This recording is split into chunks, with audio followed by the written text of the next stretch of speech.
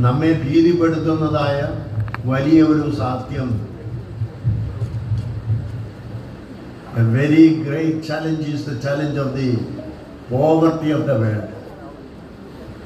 ഇന്ന് ലോകം മുഴുവനും നമ്മൾ പരിശോധിച്ചു നോക്കിയാൽ ദൈവത്തിൻ്റെ സ്വന്തമായിരിക്കുന്ന ലോകം, ദൈവം സൃഷ്ടിച്ചിരിക്കുന്നതിൻ്റെ 80% റിസോഴ്സസും 80% of the resources of the world are enjoyed by the 20% of the whole humanity, and that is the contradiction. ലോകമെന്ന് നേരിടുന്ന വലിയൊരു കാര്യം അതാണ്.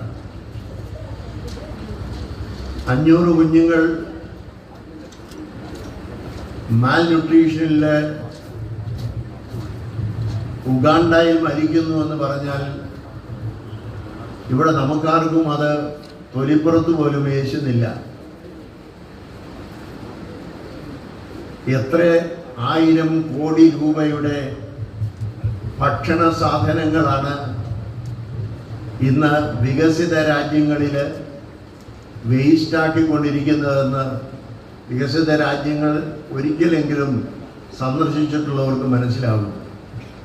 എന്തിനേറെ നമ്മുടെ രാജ്യങ്ങളിലും വികസ്വര രാജ്യങ്ങളും അവികസിത രാജ്യങ്ങളിൽ പോലും കോടിക്കണക്കിന് ഭക്ഷണം നശിപ്പിക്കുന്നതായ സമയത്ത് ഒരു നേരത്തെ ആഹാരത്തിന് വകയില്ലാതെ കേഴുന്നതായ ജനകോടികൾ ഈ ഇന്ത്യയിലുണ്ട്.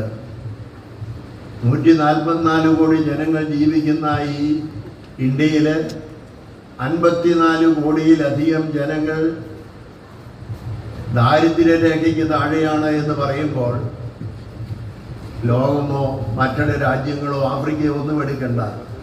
നമ്മുടെ രാജ്യത്തെ തന്നെ നമ്മൾ നോക്കുമ്പോൾ നമ്മളൊക്കെ ഏത് അവസ്ഥയിലാണ് ഈ ലോകത്തെ കാണുന്നത്? ഇതിനെക്കുറിച്ച് നമുക്ക് അല്പമെങ്കിലും ബോധമുണ്ടോ? ഇതിനെക്കുറിച്ച് നമുക്ക് അല്പമെങ്കിലും പ്രയാസമുണ്ടോ? ഇല്ല. കാരണം നമ്മളൊക്കെ സുരക്ഷിതരാണ്. യോഗങ്ങൾ കൂടുന്നുണ്ട്, സമ്മേളനങ്ങൾ കൂടുന്നുണ്ട്.